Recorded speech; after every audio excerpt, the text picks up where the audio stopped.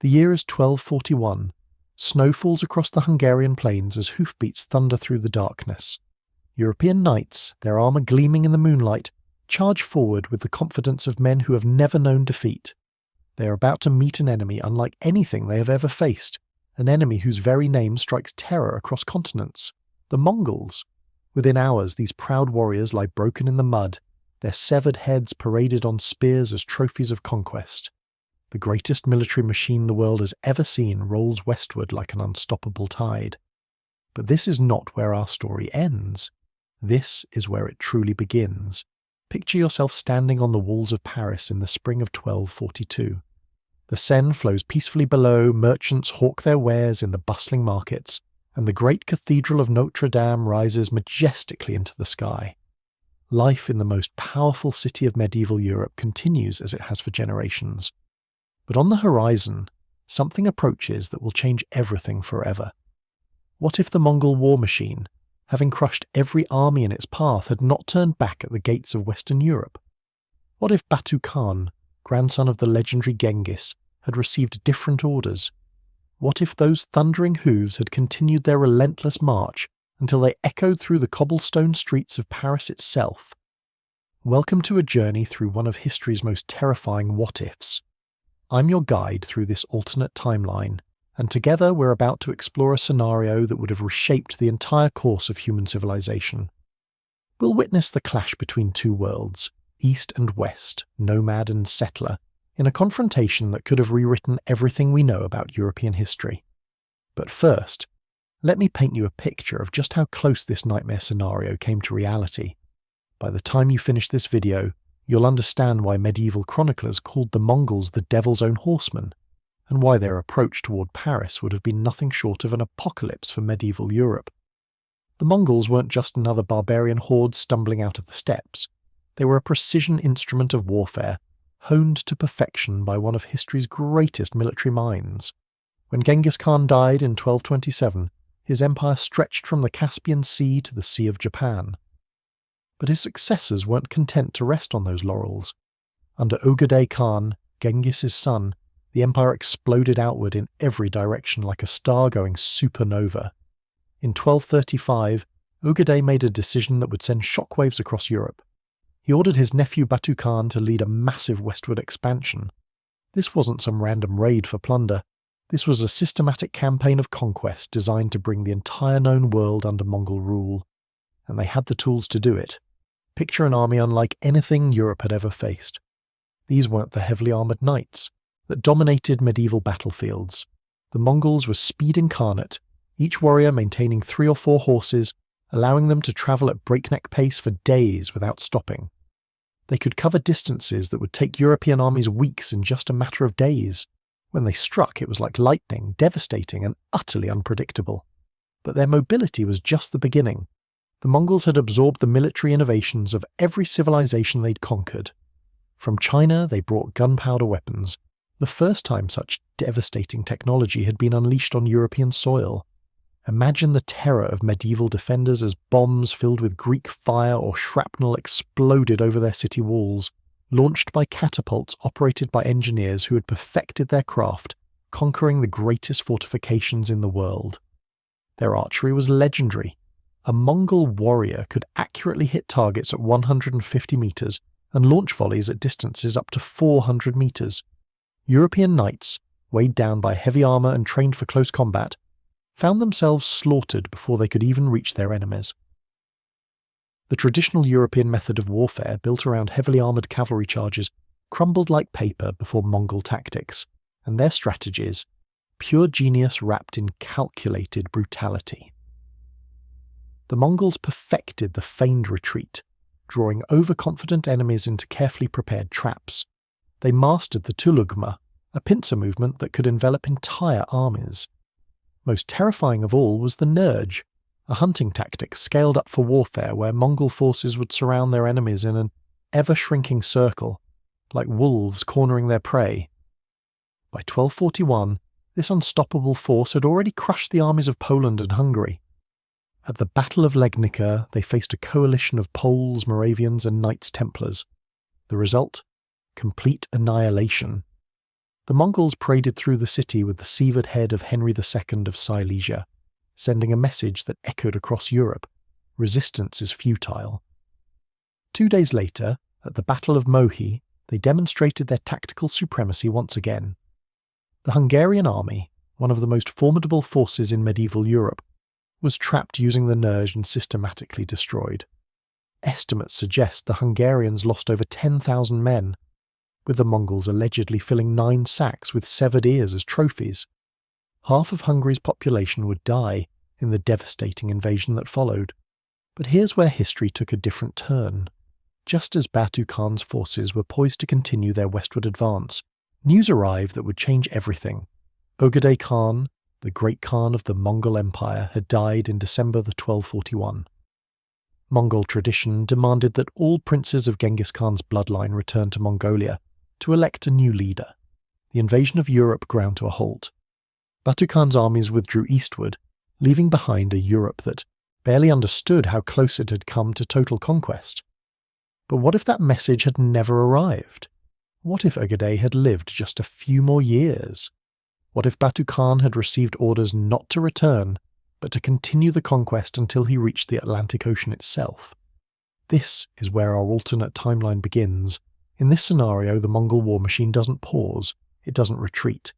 Instead, it continues its relentless march westward, drawn by reports of the greatest prize in Western Europe, Paris, the beating heart of medieval France. Now, to understand what this would have meant, you need to grasp just how powerful and significant Paris was in the 13th century. This wasn't the provincial town it had been centuries earlier. Under the Capetian dynasty, Paris had transformed into one of Europe's most important cities, a centre of commerce, learning, and political power that dominated the continent. The city sat like a jewel on the Ile de la Cité, surrounded by the gentle curves of the Seine River.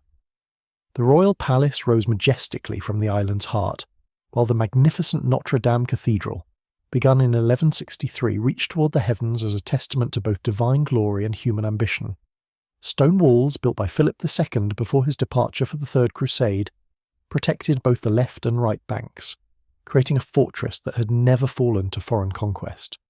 But Paris was more than just impressive architecture. It was the administrative centre of what was arguably Europe's most powerful kingdom. France in the 1240s was a colossus with an estimated 16 to 17 million inhabitants, making it one of the most densely populated regions in the known world. The French king could muster armies larger than any of his rivals and tap into fiscal resources that dwarfed those of neighbouring kingdoms. The city itself probably housed between 80,000 and 200,000 people, depending on which medieval chronicles you believe. Either way, it was a massive urban centre by 13th century standards. A bustling metropolis where merchants from across Europe came to trade, scholars gathered to debate, and pilgrims arrived to worship at its sacred sites. This was the prize that would have beckoned to Batu Khan as his armies swept across the European plains. Not just another city to sack, but the symbolic heart of Western Christendom, a conquest that would send shockwaves from England to the Holy Land. But capturing Paris wouldn't be like crushing the armies in the field. The city represented everything the Mongols had learned to overcome during their westward expansion. It was heavily fortified, densely populated, and defended by warriors who would be fighting for everything they held sacred. The siege of Paris would test every tactical innovation the Mongols had developed during their conquests of China, Central Asia, and Eastern Europe. The defenders wouldn't be the scattered feudal levies that had fallen so easily in Poland and Hungary. They would be the cream of French knighthood, men trained from birth in the arts of war, fighting behind walls that had been designed by the finest military engineers of the age. They would have crossbowmen, siege engines, and most importantly, the desperate courage of people defending their homes, their families, and their faith. Yet the Mongols had faced seemingly impossible odds before and emerged victorious. They had toppled the mighty Jin dynasty in northern China with its sophisticated siegecraft and massive armies. They had conquered the Khwarezmian Empire, reducing flourishing cities to smoking ruins. They had adapted their steppe warfare to every terrain and every enemy they encountered. The question that haunts historians is not whether the Mongols could have taken Paris. But what would have happened if they had? The fall of the French capital would have triggered a cascade of consequences that would have reshaped the entire medieval world. The delicate balance of power that had defined European politics for centuries would have shattered like glass. Imagine the psychological impact across Christendom as news spread that Paris had fallen to heathen invaders. The Pope in Rome would have faced the greatest crisis in church history. Kings across Europe would have had to choose between fleeing to defensible positions or attempting to forge alliances with conquerors whose very existence challenged everything they believed about divine providence and Christian supremacy. But the Mongols weren't just destroyers. They were also builders of a different kind of world order. Wherever they conquered, they brought their own vision of governance, trade, and cultural exchange. The Pax Mongolica had already connected East and West in ways that wouldn't be seen again until the age of European exploration. If they had conquered Paris, they would have extended this network deep into the heart of medieval Europe. Trade routes that had been disrupted by constant warfare between European kingdoms would have been secured under Mongol protection. Knowledge from Chinese universities and Islamic libraries would have flowed into European seats of learning centuries earlier than it actually did. The scientific revolution might have begun in medieval Paris rather than Renaissance Italy. Yet this transformation would have come at a staggering cost in human life and cultural destruction. The Mongols were notorious for their treatment of cities that resisted. If Paris had chosen to fight rather than surrender, the consequences would have been catastrophic. Medieval chroniclers describe Mongol conquests in terms that sound almost apocalyptic. Entire populations slaughtered, great libraries burned, magnificent buildings reduced to rubble. The France that emerged from Mongol conquest would have been fundamentally different from the France we know from history. The feudal system that had defined European society for centuries would have been swept away, replaced by the Mongol imperial structure. The great cathedrals might never have been completed. The universities that would become centres of European learning might never have been founded. And yet, paradoxically, this alternate timeline might have spared Europe some of its greatest tragedies. The devastating wars between England and France that would consume both kingdoms for generations might never have occurred. The religious conflicts that would tear Europe apart in later centuries might have been replaced by the Mongol tradition of religious tolerance. The Black Death, which arrived in Europe via trade routes, might have been contained more effectively by a unified Mongol administration. As we stand on the brink of exploring this alternate timeline, we need to understand that we're not just imagining a different outcome to a single battle or siege. We're contemplating a complete transformation of Western civilization, a world where East and West merged centuries earlier than they actually did, where the great monuments of European culture might never have existed, but where entirely different achievements might have taken their place. The hoofbeats that thunder in our imagination across the fields of northern France carry more than just an army. They carry the weight of an entirely different future, one where the map of the world looks completely different, where the great powers rise and fall according to a different rhythm, where the very idea of what it means to be European would have been transformed beyond recognition. This is the story we're about to tell, not just the tale of a siege, but the exploration of a world that might have been, a timeline where the greatest military force in human history didn't turn back at the gates of Western Europe, but pressed forward until it reached the very heart of medieval Christendom. So join me as we cross that threshold between history and speculation, between what was and what might have been. Let's follow those phantom hoofbeats as they echo through the streets of Paris, and discover what the world would have looked like if the Mongol Empire had truly reached from the Pacific Ocean to the Atlantic, encompassing not just the steppes of Asia, but the kingdoms of Europe as well. The Siege of Paris is about to begin, and with it the birth of a world we can barely imagine. The first reports would have reached Paris like whispers carried on the wind. Traders fleeing eastward with wild tales of an unstoppable army. Refugees streaming across the countryside with horror etched into their faces. Messages from the few survivors of European armies, their words barely coherent as they described an enemy that fought like demons unleashed from hell itself. But the court of Louis IX would have initially dismissed these reports as exaggeration. After all, Paris had stood unconquered for centuries. The city's walls were impregnable, its knights the finest in Christendom, its positions seemingly unassailable. How could barbarians from the distant steppes threaten the very heart of French power? This complacency would have been their first fatal mistake. As winter gave way to spring in 1242, the reality would have become impossible to ignore. Smoke rising from burning villages on the horizon, the sudden silence from outlying settlements that had sent regular messages for generations. And then, perhaps most terrifying of all, the arrival of the first Mongol reconnaissance forces. Picture the shock of French patrols encountering these advanced scouts. Small groups of horsemen who moved like shadows across the landscape, appearing and disappearing with supernatural speed. When pursued, they would vanish into the countryside as if the earth itself had swallowed them. When they struck, they left no survivors to report their numbers or their intentions. These weren't random raiders. They were the eyes and ears of Batu Khan, mapping every road, every river crossing, every defensive position between the Mongol main force and their ultimate prize. They studied the approaches to Paris with the methodical precision of a master craftsman, noting which routes could support their siege engines, where their horses could find pasture, how the local population might react to their advance. The psychological warfare had already begun. The Mongols understood that terror was their most potent weapon, often more effective than any catapult or cavalry charge. They deliberately spread stories of their own invincibility, tales of cities reduced to ash and populations slaughtered to the last child. By the time their main army appeared, many defenders were already half defeated by their own imagination. But Louis IX was no ordinary king.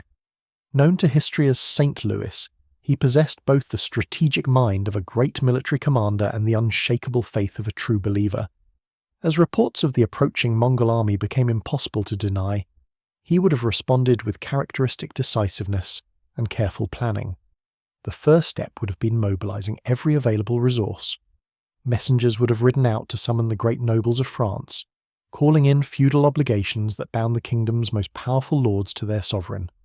From the Duke of Burgundy to the Count of Flanders, from the lords of Aquitaine to the barons of Normandy, the call would have gone out. Come to Paris with every man who could bear arms. This mobilization would have been unlike anything seen in medieval Europe up to that point. Not a campaign of conquest or a crusade to distant lands, but a desperate gathering of forces to defend the very existence of French civilization. The roads leading to Paris would have filled with armed men, their banners streaming in the wind, their armour glinting in the spring sunlight. But even as this mighty host assembled, troubling questions would have gnawed at the French leadership. How do you fight an enemy that refuses to stand still? How do you protect a kingdom when the invaders can strike anywhere at any time? How do you defend against weapons and tactics that no European army had ever encountered? The Mongol approach toward Paris would have been a masterpiece of psychological and military pressure.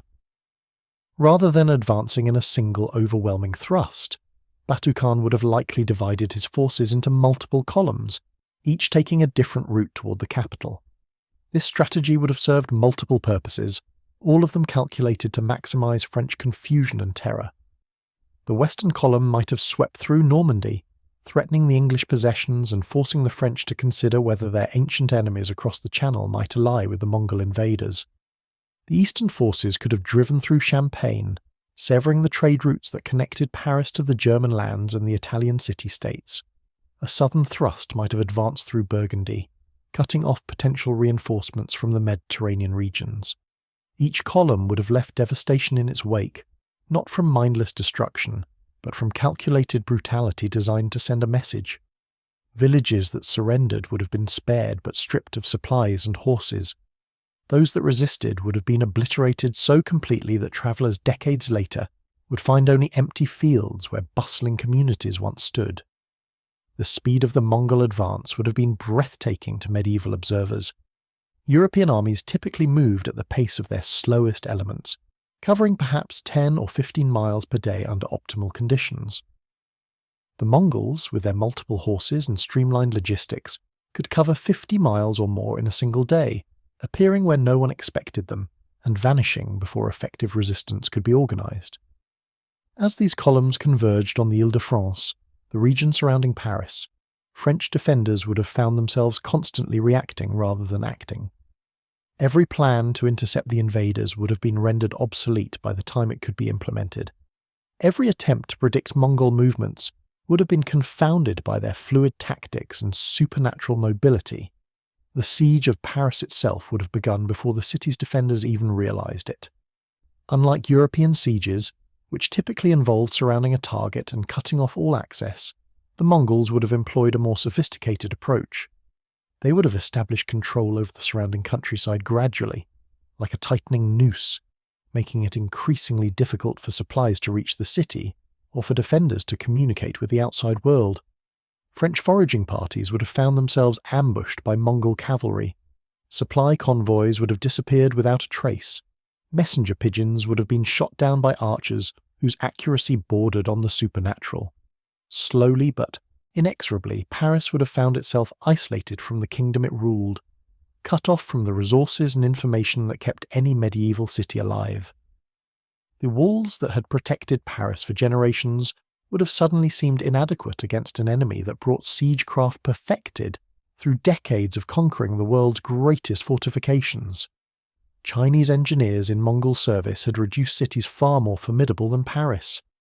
The techniques they had developed battering the walls of Beijing and Kaifeng would have been turned against the limestone fortifications that Philip II had built with such confidence. But the true horror would have come from above. The Mongols would have unleashed their arsenal of gunpowder weapons, technologies that no European had ever experienced in warfare. Bombs filled with incendiary materials would have arced over the walls, exploding in the crowded streets and setting wooden buildings ablaze. The psychological impact of these weapons would have been almost as devastating as their physical effects. Imagine the terror of Prussian defenders as projectiles that screamed through the air like demons exploded among them with earth-shaking force.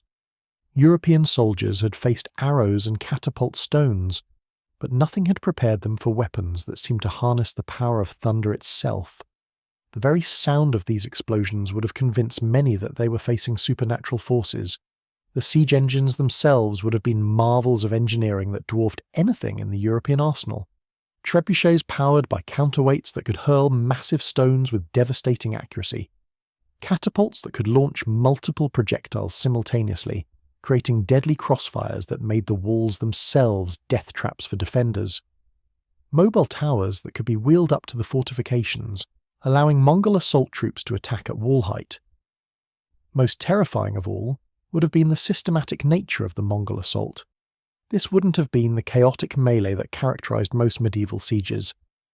Every aspect of the attack would have been coordinated with military precision, from the timing of artillery barrages to the deployment of assault troops. The Mongols had turned siege warfare into a science, and Paris would have been their laboratory. As the bombardment intensified, the city's defenders would have faced impossible choices. Concentrating forces to defend the walls would have left the interior vulnerable to the projectiles raining down from above. Dispersing to minimize casualties would have weakened the defenses at critical points. Every tactical decision would have carried devastating consequences. The civilian population would have found themselves trapped in a nightmare beyond their comprehension. Medieval warfare, while brutal, typically followed certain unwritten rules. Armies fought armies, and civilians, while often caught in the crossfire, weren't, usually the primary targets. But the Mongols understood that breaking the will of a population was often more effective than breaking their walls. Food supplies would have dwindled as the siege tightened. The spring of 1242 would have stretched into summer, with no relief in sight and no hope of breaking the Mongol stranglehold. Starvation would have begun its grim work, weakening defenders and civilians alike. Disease would have followed close behind, as it always did when large populations were confined in cramped, unsanitary conditions. Yet the siege of Paris would have differed from typical Mongol conquests in one crucial respect. This wasn't just another city to be taken and plundered. This was the symbolic heart of Western Christendom, a prize whose capture would resonate across the known world. Batu Khan would have understood that how he took Paris would be almost as important as taking it at all. The Mongol commander would have faced his own strategic dilemmas. A quick, brutal assault might have overwhelmed the defenders, but would have destroyed much of the city's value as a symbol of Mongol power. A prolonged siege would have preserved more of the city's infrastructure, but would have allowed time for potential relief forces to organize. Every day of delay would have increased the risk that other European powers might unite against the common threat. Messages would have gone out from the Mongol camp carried by envoys under flags of truce. These wouldn't have been surrender demands in the European style, but something far more sophisticated. The Mongols had perfected the art of psychological warfare, understanding that the right words at the right moment could accomplish what armies sometimes could not. The terms would have been crafted to divide the defenders rather than unite them. Generous offers for nobles who surrendered early, harsh punishments threatened for those who resisted to the end. Promises of religious tolerance that might have appealed to some while horrifying others. The Mongols had learned to exploit the fault lines within their enemies' societies, turning strength into weakness through careful manipulation. As summer progressed toward autumn, the pressure on Paris would have become unbearable. The city's food reserves would have been nearly exhausted. The constant bombardment would have reduced sections of the walls to rubble. Most critically, the psychological strain of facing an enemy that seemed to possess almost supernatural powers would have begun to crack the defenders' resolve.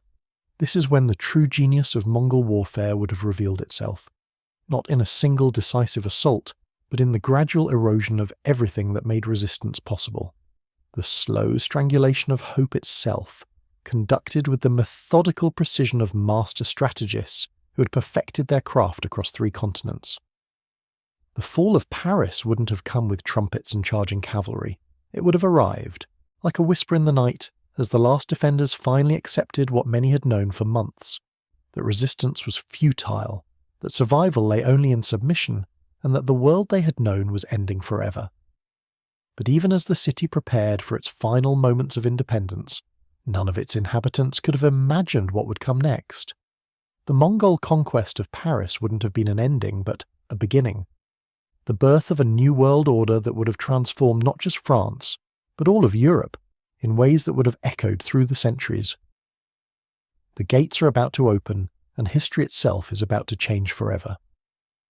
The moment would have come at dawn on a crisp October morning in 1242.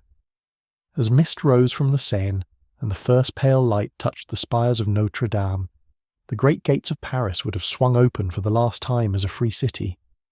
Not with the crash of splintering wood, or the thunder of battering rams, but with the slow, deliberate creak of surrender. Picture the scene that would have unfolded in those pre-dawn hours. French nobles, their faces gaunt from months of siege, would have emerged under white banners.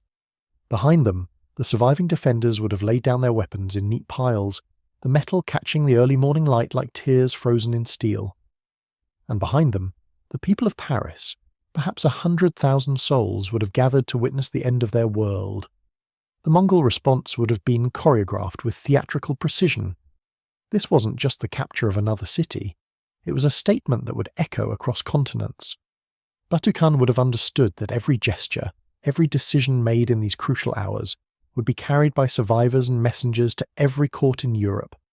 The first Mongol horsemen to enter Paris would have been the elite of the Imperial Guard, their silk banners snapping in the autumn breeze.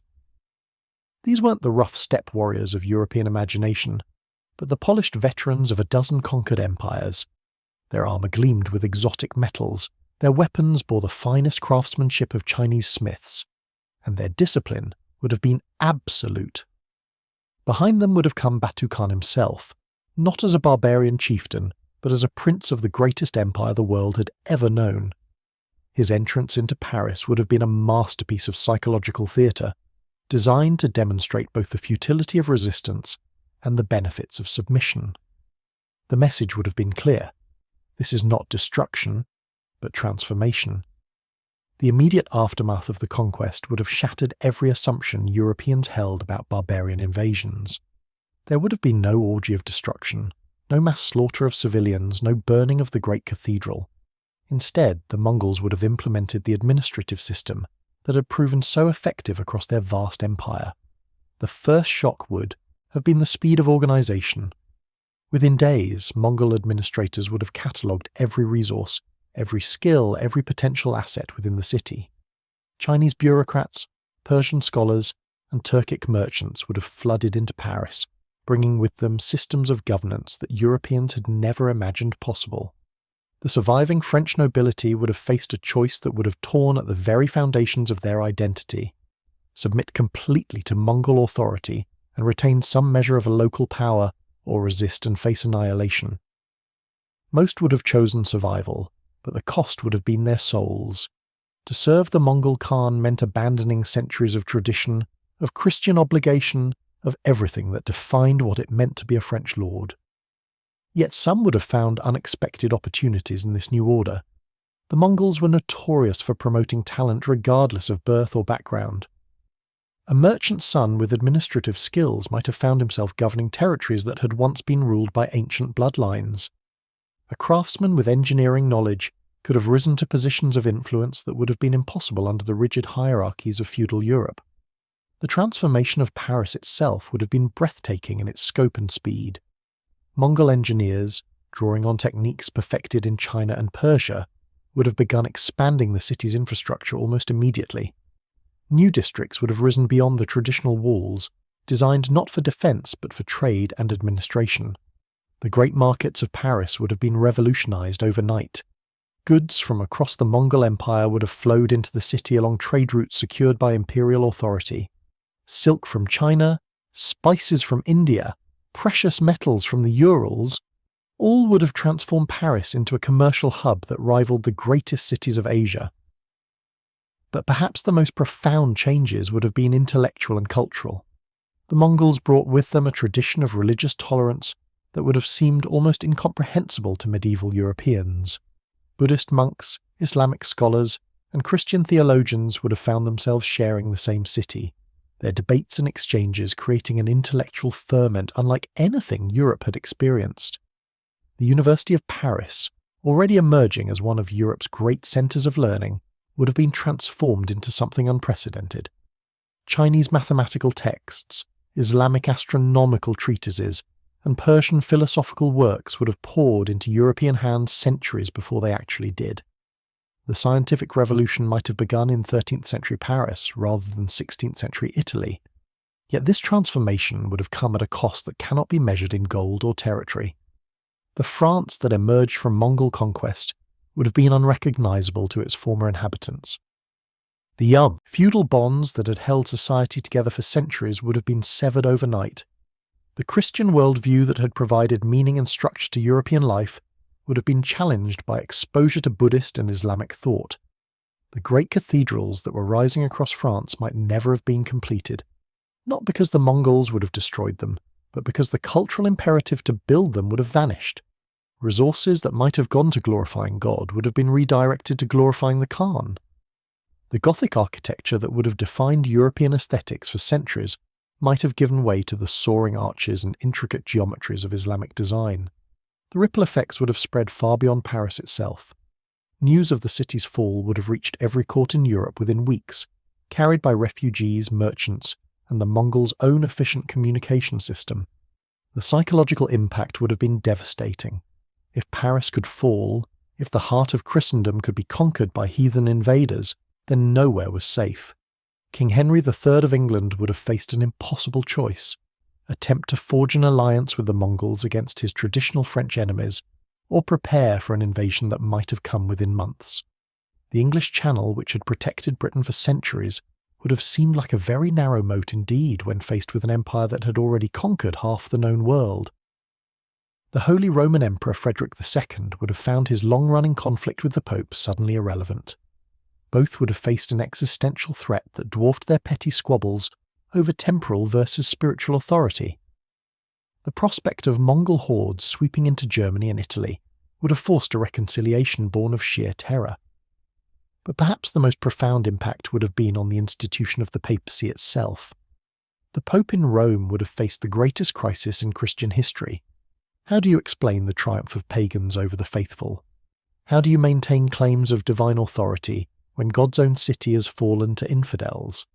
Some within the Church might have seen the Mongol conquest as divine punishment for Christian sins, a call to reform and renewal. Others might have declared a holy war that would have made the Crusades seem like minor expeditions. The theological debates alone would have reshaped Christian doctrine in ways we can barely imagine. The economic implications would have been equally transformative. The Mongol Empire operated on a scale that dwarfed European commerce. Trade routes that stretched from Lisbon to Beijing would have become reality centuries before the age of exploration. European merchants would have found themselves dealing directly with Chinese silk producers, Indian spice traders, and Central Asian horse breeders. This economic revolution would have accelerated technological transfer in ways that would have changed the course of human development. Chinese innovations like the compass, gunpowder, and printing would have reached Europe in the 13th century, rather than gradually filtering in over the following centuries. The Renaissance might have begun 300 years early, triggered not by the rediscovery of classical texts, but by the wholesale import of Asian knowledge. Yet we must also consider the human cost of this transformation. The Mongol conquests, for all their ultimate benefits to trade and cultural exchange, were built on a foundation of terror and submission. Entire populations had learned to live under the constant threat of annihilation should they displease their new masters. The proud French nobility, reduced to administrators in a foreign system, would have passed down a legacy of resentment and cultural loss that might have festered for generations. The common people, while perhaps materially better off under efficient Mongol administration, would have lost the cultural landmarks that had given meaning to their lives. French would have ceased to be the language of government and high culture, replaced by Mongolian and Chinese administrative tongues. The great epic poems that were beginning to define French literature might never have been written. The courtly traditions that would have influenced European culture for centuries would have been swept away like sand before a tide, but perhaps most significantly, the very concept of European identity would have been fundamentally altered. The slow development of distinct national cultures that would have characterized the later Middle Ages would have been replaced by incorporation into a cosmopolitan empire that spanned continents. The France of our alternate timeline would have been prosperous, efficient and cosmopolitan in ways that the actual medieval France could never have imagined. Its people would have had access to goods, ideas, and opportunities that wouldn't reach the real Europe for centuries. They would have been citizens of the world in a way that wouldn't become possible until the modern era, yet they would have paid for these advantages with their souls. The particular genius of French culture, its distinctive voice in the chorus of human civilization, would have been silenced before it could truly find its expression. The Gothic cathedrals, the chivalric romances, the philosophical schools that would have emerged from medieval France would have been replaced by achievements that were undoubtedly great, but utterly different. As autumn deepened into winter in our imagined 1242, the new masters of Paris would have consolidated their control and prepared for the next phase of their expansion. For the conquest of France's capital would have been just the beginning. The Mongol appetite for conquest was limitless, and all of Europe would have beckoned. The transformation we've witnessed in Paris would have been replicated across the continent. London, Rome, Vienna, all would have faced the same choice between destruction and submission. The map of Europe would have been redrawn not by the slow processes of dynastic marriage and feudal obligation, but by the swift efficiency of Mongol conquest. And beyond Europe itself, the implications would have stretched across the globe. A Mongol empire that truly spanned from the Atlantic to the Pacific would have created a unified world economy centuries before such a thing actually existed. The age of exploration might never have happened, simply because there would have been no unknown worlds left to explore. The hoofbeats that thundered through our imagination into Paris would have echoed across the centuries, creating ripples that would have reached every corner of human civilization. The world we know, with its particular pattern of nations and cultures, its specific trajectory of technological and cultural development, would have been replaced by something utterly different. Whether that different world would have been better or worse is a question that haunts the imagination. Greater efficiency and prosperity, but at the cost of cultural diversity. Earlier technological advancement, but at the price of human freedom. A unified world, but one shaped by conquest rather than cooperation. As we prepare to explore the final phase of our alternate timeline, we stand at the threshold of understanding just how profoundly a single decision, a single twist of fate, could have reshaped everything we think we know about human history. The fall of Paris was just the beginning. The real transformation was yet to come. The winter of 1242 to 1243 would have been unlike any in European memory. As snow blanketed the conquered city of Paris, the ripple effects of its fall spread across the continent like cracks in breaking ice. In castles from Scotland to Sicily, in monasteries from Ireland to Poland, the same whispered question echoed through stone corridors. If Paris could fall, what hope did any of us have? But Batu Khan wasn't content to simply hold his prize. The conquest of Paris had been a statement, but statements without follow-through quickly lose their power. As spring approached, Mongol scouts were already probing westward, testing the defences of Normandy and the approaches to the English Channel. The Khan's ambitions stretched beyond France, beyond even Europe itself. He dreamed of an empire that would encompass every land where the sun could shine.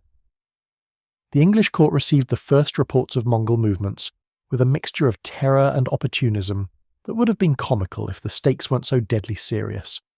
King Henry III found himself in an impossible position. For generations, English kings had dreamed of reclaiming their lost French territories. Now, with France under foreign occupation, that dream had become a nightmare. Some of Henry's advisers urged immediate alliance with the Mongols. After all, they reasoned, the enemy of my enemy is my friend. Perhaps the Mongols could be persuaded to grant England its ancient claims to Normandy and Aquitaine in exchange for recognition of their conquest. The logic was seductive, but it ignored a crucial reality. The Mongols didn't share territory, they absorbed it. Other voices in the English court called for immediate military preparations. The Channel had protected England from Norman, French, and Viking invasions. But could it stop an enemy that had already crossed the vast steppes of Asia and the rivers of Eastern Europe? The answer would have depended on whether the Mongols could adapt their continental warfare to maritime invasion, and their track record of adaptation was terrifyingly impressive. What Henry III couldn't have known was that Mongol engineers were already studying the problem of crossing the English Channel. Chinese naval architects, veterans of campaigns against the Song dynasty's formidable river fleets, had been summoned to examine the French coast. Korean shipbuilders, whose vessels had carried Mongol armies to Japan, were analysing tide tables and wind patterns. The Mongol approach to the Channel crossing would have been characteristically methodical. Rather than attempting a massive amphibious assault, they would have likely established a series of forward bases along the Norman coast. Small raiding parties would have tested English coastal defences, probing for weaknesses while gathering intelligence about English military capabilities. These preliminary attacks would have sent shockwaves through English society. Coastal villages that had known peace for generations would have awakened to find Mongol horsemen thundering through their streets. The psychological impact would have been devastating. English peasants, who had heard only distant rumours of the eastern invaders, would have suddenly found themselves face to face with warriors whose very appearance seemed to confirm their supernatural reputation. The English response would have revealed the fundamental weakness of medieval military organisation. Unlike the unified command structure of the Mongol Empire, England's defences relied on a complex web of feudal obligations that worked well for traditional European warfare but poorly against an enemy that could strike anywhere at any time.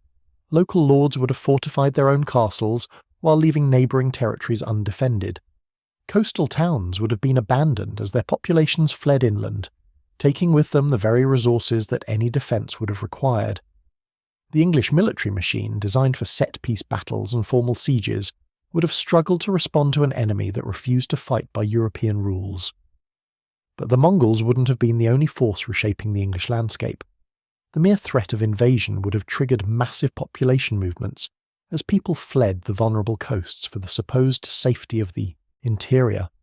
Roads that had carried merchants and pilgrims would have been clogged with refugees, their carts loaded with whatever possessions they could carry. These population movements would have created their own chaos. Inland communities suddenly flooded with desperate refugees would have found their resources stretched beyond breaking point. Food supplies that had been adequate for stable populations would have become critically short. Local lords would have faced impossible choices between charity and survival, between Christian duty and practical necessity. The economic disruption would have been catastrophic. England's wool trade, which connected it to markets across Europe, would have collapsed as continental buyers faced their own Mongol-related crises. The monasteries that had served as centres of learning and economic activity would have found themselves overwhelmed with refugees and stripped of the resources needed to maintain their scholarly work. Meanwhile, across the Channel, Batu Khan would have been consolidating his position for the final push across the water. The harbours of Normandy would have been transformed into staging areas for what would have been the largest amphibious operation in medieval history. Chinese engineers would have supervised the construction of specialized invasion craft, vessels designed specifically for carrying horses and siege equipment across the choppy waters of the Channel. The logistics alone would have been staggering. Feeding the horses that were essential to Mongol military effectiveness would have required vast quantities of fodder, all of which would have had to be transported across water. The siege engines that had proven so effective against continental fortifications would have needed to be disassembled, shipped and reassembled on English soil. Most challenging of all, the Mongol warriors themselves, masters of land warfare, would have had to adapt to fighting from ships.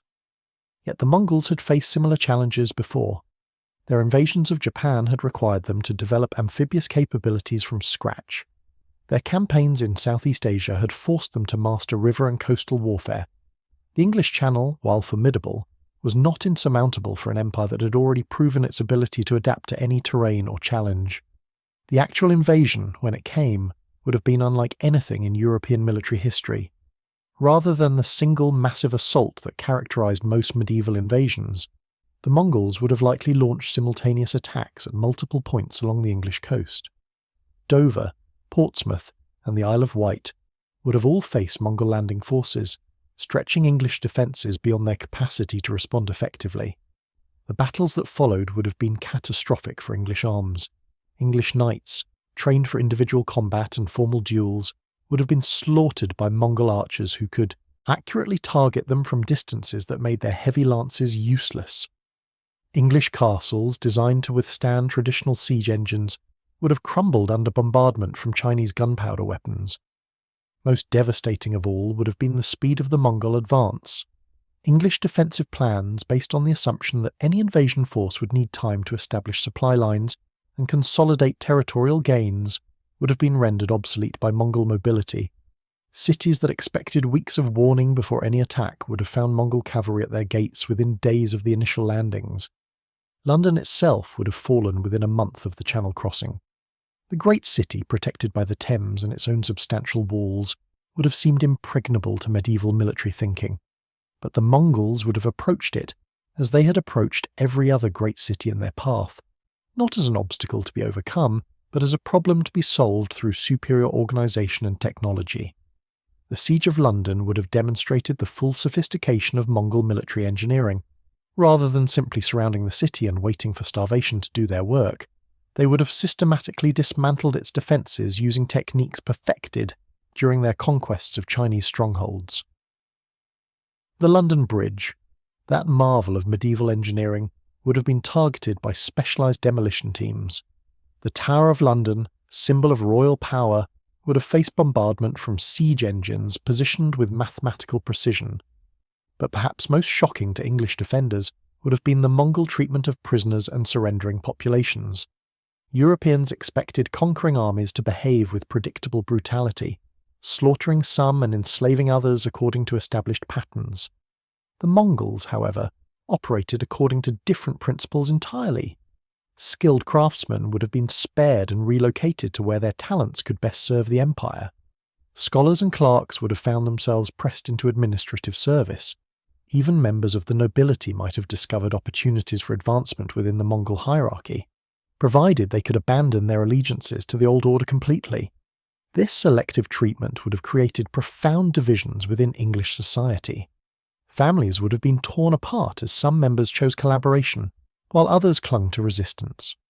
Communities would have faced the agonizing choice between preserving their cultural identity and ensuring their physical survival. The transformation of England under Mongol rule would have been even more dramatic than what had occurred in France.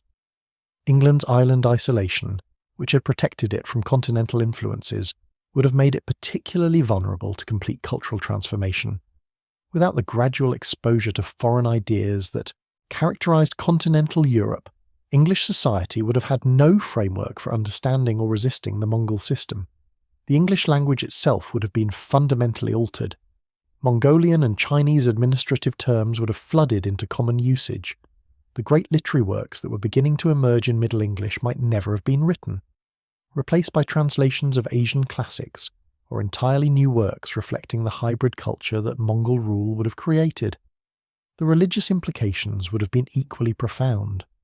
England's Christianity, already somewhat isolated from continental developments, would have faced the challenge of coexisting with Buddhist and Islamic influences that the Mongols brought with them. The great cathedrals that were rising across England might have been completed in architectural styles that blended Gothic ambitions with Asian aesthetics. Yet even as England underwent this transformation, Batu Khan's ambitions would have continued to expand. The conquest of the British Isles would have given the Mongol Empire control of the Atlantic approaches to Europe, but it would also have opened up possibilities that no previous conqueror had imagined. For the first time in history, a single empire would have controlled trade routes that stretched from the Atlantic to the Pacific. The economic implications of this achievement would have been staggering. Goods from the Americas, when they were eventually discovered, would have flowed directly into a trade network that already connected Asia and Europe. The age of European maritime exploration might never have occurred, simply because there would have been no economic incentive to seek new routes to Asia when overland routes were already secure and efficient. But perhaps the most profound change would have been conceptual. The very idea of distinct civilizations, of fundamental differences between East and West, would have been challenged by the reality of a unified world empire. Cultural exchange that actually took centuries would have been compressed into decades. Technological innovations would have spread with unprecedented speed across continents. The printing press, when it was invented, would have immediately served markets from Lisbon to Beijing. Mathematical concepts from India would have reached European scholars at the same time they reached Chinese academies. Medical knowledge from Islamic hospitals would have been available to practitioners whether they served in London or Karakoram. This acceleration of cultural and technological exchange would have had consequences that rippled through every aspect of human development. The scientific revolution might have begun 3 centuries early, powered by the fusion of European, Asian, and eventually American intellectual traditions. The religious reformations that shook medieval and early modern Europe might have taken entirely different forms when Christianity was forced to compete directly with Buddhism and Islam on equal terms. As we imagine this transformed world, we must confront a troubling paradox. The Mongol Empire, for all its ultimate benefits to trade and cultural exchange, was built on a foundation of conquest and submission that would have left deep scars on human civilization. The efficiency and prosperity that characterized Mongol rule came at the cost of cultural diversity and local autonomy that many would argue are essential to human flourishing. The England that emerged from Mongol conquest would have been prosperous and cosmopolitan, connected to global networks of trade and knowledge in ways that the actual medieval England could never have imagined. But it would also have been fundamentally diminished, stripped of the particular cultural achievements that made English civilization distinctive. The great epic of Beowulf might never have been preserved. The Arthurian legends might never have developed their particular English character. The democratic institutions that would eventually emerge from English political development might have been replaced by the efficient but autocratic systems that characterized Mongol administration. As winter deepened in our imagined 1243, with Mongol banners flying over London's conquered towers, the transformation of Europe would have been approaching completion. But the implications of this conquest would have stretched far beyond Europe itself, creating ripples that would have reached every corner of the globe and every century that followed. The world we know, with its particular pattern of nations and empires, its specific trajectory of cultural and technological development, would have been replaced by something utterly different. Whether that different world would have been better or worse remains one of history's most haunting questions. What we can say with certainty is that the thundering hoofbeats that carried Mongol armies across the steppes of Asia would have echoed through every subsequent chapter of human history, creating a world where East and West were united not through exploration and trade, but through conquest and submission. The very foundations of our modern world would have been built on entirely different principles, shaped by entirely different forces. And as we stand at the threshold of exploring the final implications of this alternate timeline, we must grapple with the ultimate question. In reshaping the world through conquest, would the Mongols have created something greater than what was lost, or would they have simply replaced one form of human limitation with another? The answer to that question would have been written not in the immediate aftermath of conquest, but in the centuries that followed, as the children and grandchildren of the conquered learned to live in a world their ancestors could never have imagined. By 1244, the unthinkable had become reality. Mongol banners fluttered from the towers of Westminster to the spires of Canterbury. The British Isles, that fortress of isolation that had protected Anglo-Saxon culture for centuries, had fallen to an empire that now stretched unbroken from the Atlantic shores of Europe to the Pacific coasts of Asia. But Batu Khan's vision extended far beyond mere territorial conquest. He was reshaping the very concept of what the world could become. The administrative transformation that followed would have been breathtaking in its scope and efficiency. Within months of London's fall, Mongol census takers would have catalogued every resource, every skill, every potential asset across the British Isles. Chinese bureaucrats, veterans of governing populations 10 times larger than England's, would have implemented systems of taxation and administration that made the Norman conquest look like amateur fumbling. The speed of this transformation would have shattered European assumptions about governance itself. Where English kings had struggled for generations to establish effective control over distant counties, Mongol administrators would have created seamless networks of communication and command that reached every village and hamlet. The feudal bonds that had defined English society would have been replaced overnight by imperial hierarchies that rewarded competence over bloodline. But the most profound changes would have been cultural and intellectual. The isolation that had allowed English culture to develop its particular character would have been shattered as thoroughly as its military defences. Within a generation, young Englishmen would have been learning Chinese alongside Latin, studying Buddhist philosophy alongside Christian theology, and viewing the world through cosmopolitan eyes that their grandfathers could never have imagined. The implications of this cultural fusion would have rippled across centuries. English literature, instead of developing its distinctive voice through works like Beowulf and the Canterbury Tales, might have emerged as a hybrid tradition, blending Germanic heritage with Asian philosophical traditions. The universities that were beginning to emerge in England would have become laboratories of cross-cultural intellectual exchange centuries before such synthesis actually occurred. Yet this transformation would have come at a cost that extends beyond mere cultural change. The particular genius of English legal tradition, which would eventually give birth to concepts of individual rights and parliamentary democracy, might never have emerged under the efficient but autocratic systems that characterized Mongol governance. The common law traditions that would influence legal systems worldwide might have been replaced by imperial codes derived from Chinese and Mongol precedents. The economic revolution would have been equally dramatic. England's emerging wool trade, which connected it to continental markets, would have been absorbed into trade networks that spanned 3 continents. English merchants would have found themselves dealing directly with silk producers in China, spice traders in Southeast Asia, and metalworkers in Central Asia. The wealth generated by this expanded commerce would have transformed English society, but it would also have made England dependent on imperial systems beyond its control. The religious implications would have been particularly complex. English Christianity, already somewhat isolated from continental developments, would have faced unprecedented challenges as Mongol religious tolerance brought Buddhist monks, Islamic scholars, and Confucian philosophers into direct contact with Christian theologians. The great cathedrals of England might have been completed, but their decoration and symbolism would have reflected this cultural fusion in ways that would have been unrecognisable to earlier generations. Meanwhile, across the Channel, the consolidation of Mongol power in France would have been creating its own revolutionary changes. Paris, once the political and cultural heart of medieval Europe, would have been transformed into the western terminus of the greatest trade network in human history. Goods that had previously taken months to travel from Asia to Europe would have flowed along secure routes protected by imperial authority. The University of Paris, already emerging as one of Europe's great centres of learning, would have become something unprecedented in human history. Chinese mathematical texts, Islamic astronomical treatises, Indian philosophical works, and European theological writings would have converged in a single institution. The intellectual ferment generated by this convergence might have accelerated human knowledge by centuries. Yet this acceleration would have come at the cost of cultural diversity. The particular achievements of French civilization, from Gothic architecture to courtly literature, might never have reached their full flowering.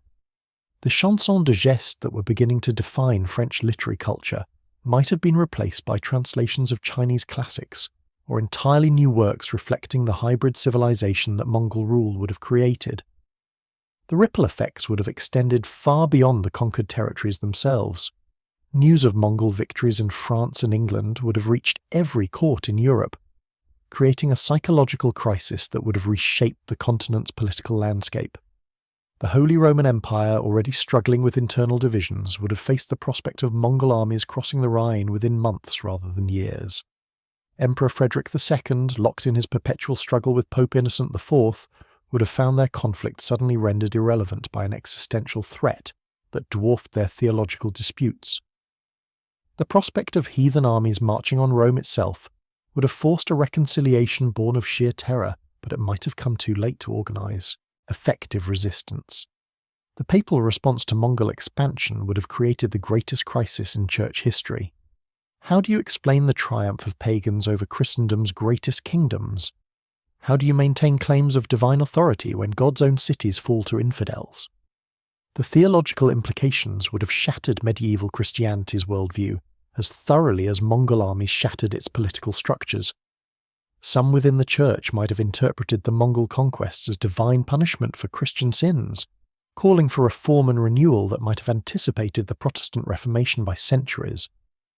Others might have declared holy wars that would have made the Crusades seem like minor expeditions. The schisms that might have emerged from these theological debates could have fractured Christianity permanently. The German response would have been equally chaotic. The Holy Roman Empire, that complex patchwork of duchies, bishoprics and free cities, would have been particularly vulnerable to Mongol divide-and-conquer tactics. Some German princes might have attempted to ally with the Mongols against their traditional enemies. Others might have called for unified resistance that could have created German national identity centuries before it actually emerged. The Italian city-states would have faced their own impossible choices. Venice, with its extensive trade networks, might have seen opportunities for profit in Mongol conquest. Genoa might have calculated that accommodation with the new order offered better prospects than resistance.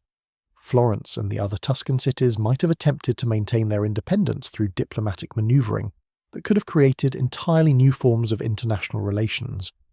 But the most profound changes would have occurred in the realm of ideas and knowledge. The Mongol Empire had always been a conduit for cultural and technological exchange, but European conquest would have accelerated this process beyond anything previously imagined. Technologies that actually took centuries to travel from Asia to Europe would have arrived within decades. The printing press, when it was eventually invented, would have immediately served markets from Lisbon to Beijing. Mathematical concepts from India would have reached European scholars simultaneously with their arrival at Chinese academies. Medical knowledge from Islamic hospitals would have been available to practitioners whether they served in London or Karakoram. This acceleration of technological transfer would have had consequences that rippled through every aspect of human development. The scientific revolution might have begun in the 13th century rather than the 16th, powered by the fusion of European, Asian, and eventually American intellectual traditions. The religious reformations that shook early modern Europe might have taken entirely different forms when Christianity was forced to compete directly with Buddhism and Islam on equal terms. The economic implications would have been equally staggering. A unified empire stretching from the Atlantic to the Pacific would have created the world's first truly global economy. Trade routes that actually required centuries to develop would have been established within decades. The wealth generated by this expanded commerce might have funded technological and cultural achievements that would have accelerated human progress by generations. Yet we must also consider the human cost of this transformation. The Mongol conquests, for all their ultimate benefits to trade and cultural exchange, were built on a foundation of terror and submission that would have left deep psychological scars on European civilization. The proud traditions of knighthood, the complex bonds of feudal loyalty, the particular achievements of medieval culture would have been swept away like sand before a tide.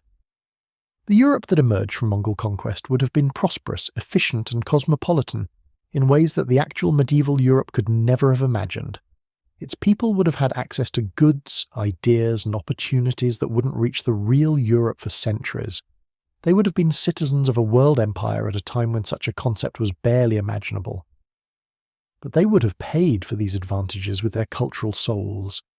The particular genius of European civilization, its distinctive contributions to human knowledge and artistic achievement, would have been subsumed into a larger imperial culture that was undoubtedly great but utterly different from what actually emerged.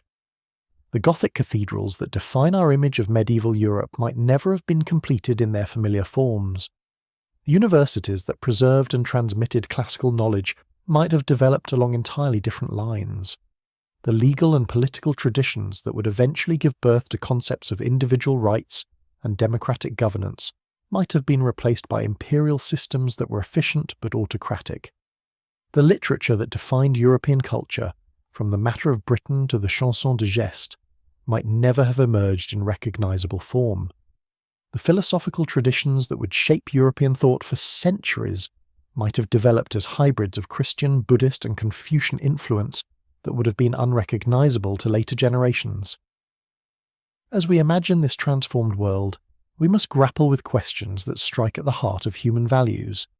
Is cultural diversity worth the cost of inefficiency and conflict? Are the particular achievements of individual civilizations more valuable than the benefits of global unity? Would humanity have been better served by the accelerated progress that Mongol conquest might have enabled, or by the slow development of distinct cultural traditions that actually occurred? The answer to these questions would have been written not in the immediate aftermath of conquest, but in the centuries that followed. The children and grandchildren of the conquered would have grown up in a world where the barriers between East and West had been shattered, where knowledge flowed freely across continents, where individual identity was defined more by imperial citizenship than by local tradition. These new generations might have achieved things that the actual course of history made impossible. They might have solved problems that actually took centuries to address. They might have created forms of art and literature that combined the best of multiple traditions in ways that pure cultural development could never have achieved. Or they might have created a world that was efficient but soulless, prosperous but homogeneous, unified but lacking the creative tension that comes from cultural diversity. The vibrant conflicts of ideas that drove European intellectual development might have been replaced by imperial orthodoxies that stifled innovation even as they promoted stability. The very concept of progress itself might have been fundamentally different. Instead of the competitive development that characterized actual European history, with nations and cultures striving to outdo each other in achievement and discovery, the Mongol world would have been characterized by cooperative development within an imperial framework that discouraged competition. This difference in developmental patterns would have shaped not just the pace of progress, but its very nature. Technologies might have been developed more efficiently but less creatively. Artistic traditions might have been more sophisticated but less distinctive. Political systems might have been more stable but less responsive to individual needs and aspirations. As winter deepened in our imagined 1244, with Mongol administrators consolidating their control across conquered Europe, the shape of this new world would have been becoming clear. It would have been a world of unprecedented unity and efficiency, where barriers that had divided humanity for millennia had been swept away by the irresistible force of imperial expansion. But it would also have been a world where something precious had been lost, something that could never be recovered once the old patterns of cultural development had been broken. The particular voices of European civilization, with all their flaws and limitations, would have been silenced in favour of an imperial chorus that was undoubtedly more harmonious but infinitely less diverse. The transformation we've imagined represents more than just a different outcome to medieval conflicts. It represents a fundamental alternative to the entire pattern of human development, a world where unity was achieved through conquest rather than cooperation, where progress was driven by imperial efficiency rather than cultural competition. Whether such a world would have been better or worse than what actually emerged remains one of history's most haunting questions. What we can say with certainty is that it would have been utterly different, shaped by forces and values that would have created entirely different patterns of human achievement and aspiration.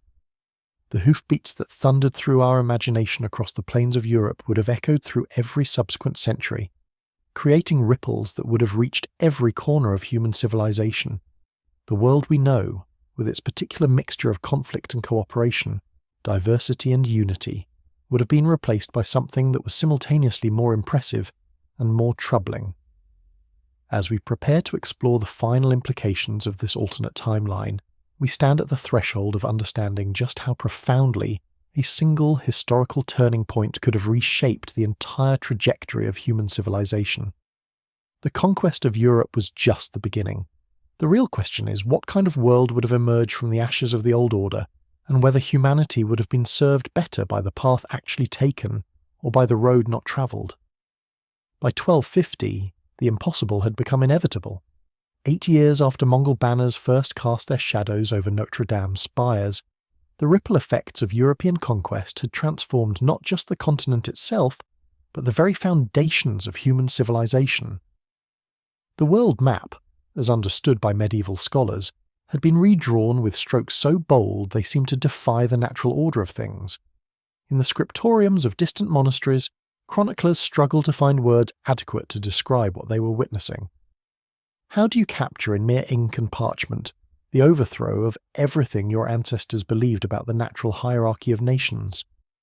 How do you record the transformation of Christendom's greatest kingdoms into provinces of an empire whose capital lay beyond the edges of known geography? The administrative machinery that the Mongols had perfected across 3 continents now hummed with frightening efficiency throughout Europe. Where medieval kings had struggled for generations to collect taxes from distant provinces, Mongol census takers appeared in every village with mathematical precision. Where European nobles had maintained their power through complex webs of personal loyalty and land tenure, imperial administrators implemented systems of governance that reduced human relationships to entries in vast bureaucratic ledgers. Yet the most profound transformation wasn't administrative but psychological. An entire generation of European children was growing up in a world where the barriers between East and West existed only in the fading memories of their grandparents. In the schools that sprouted throughout conquered territories, young minds absorbed lessons that would have been unthinkable a decade earlier. Mathematics from India, philosophy from China, astronomy from Persia, all delivered with the same authority that had once been reserved for Christian scripture and classical texts. Picture a classroom in conquered London where English boys sat alongside Mongol administrators' sons, their slate tablets covered with calculations that employed number systems their grandfathers had never imagined. These children spoke in accents that blended Germanic roots with Turkic inflections, their conversations switching effortlessly between languages that had previously been separated by continents. The economic revolution had proven equally dramatic. European merchants who had once considered a journey to Venice an exotic adventure now found themselves conducting business with traders from Karakoram and Beijing. The wool that had been England's primary export was now woven into garments worn by nobles in cities whose names appeared on no European map. French wines graced tables in palaces that lay beyond the sunrise, while Chinese silks adorned the bodies of former English knights who had learned to serve new masters. This commercial transformation had created wealth beyond medieval imagination, but it had also fundamentally altered the nature of European society. The guilds that had regulated craftsmanship for centuries found themselves competing with artisans whose techniques had been perfected in imperial workshops spanning half the world. Local traditions of metalworking, weaving and construction were either absorbed into imperial systems or abandoned as obsolete. The religious landscape had undergone changes that would have seemed apocalyptic to earlier generations. In conquered Paris, Buddhist monks walked the same streets where Christian pilgrims had once gathered. Islamic scholars debated theology in halls where Aquinas might have lectured. Confucian philosophers offered wisdom in salons where troubadours had once sung of courtly love. This religious pluralism hadn't destroyed Christianity, but it had transformed it in ways that challenged every assumption about divine providence and earthly authority. Theologians found themselves grappling with questions that had no precedent in Christian tradition. If God's chosen people could be conquered by heathens, what did that say about divine favour? If Buddhist compassion and Islamic scholarship could coexist with Christian charity, what made Christianity uniquely true? Some clerics embraced these challenges as opportunities for intellectual growth. They argued that exposure to other wisdom traditions only strengthened faith by forcing believers to articulate their convictions more precisely.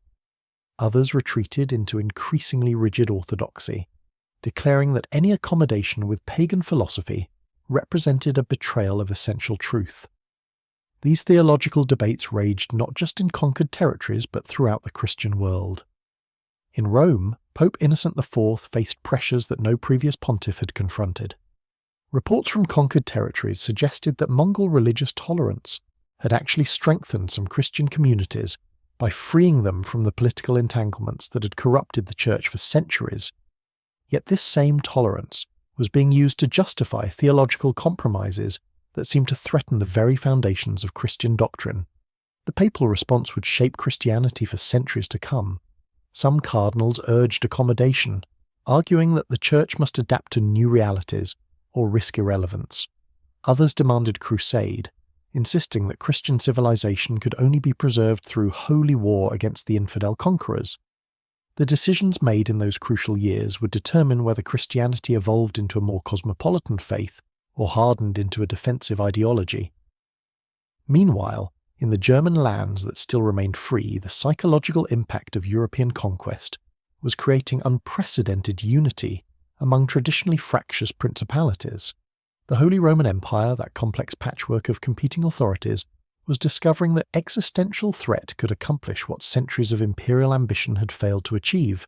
Frederick II, the enigmatic emperor who had spent his reign battling popes and rebellious nobles, suddenly found himself the unlikely champion of European resistance. His court in Sicily became a magnet for refugees from conquered territories, their tales of Mongol efficiency mixing uneasily with accounts of cultural destruction. These first-hand reports forced German nobles to confront a terrible choice: submit to conquest and preserve their lives, or resist and face annihilation. The preparations for defence revealed both the strengths and weaknesses of European military tradition. German castles, those stone monuments to feudal power, were hastily reinforced with techniques learned from desperate communications with Hungarian survivors. New siege engines were constructed based on fragmentary descriptions of Mongol weapons. Military tactics were revised to account for an enemy that refused to fight by established rules. Yet these preparations also exposed the fundamental limitations of European military thinking.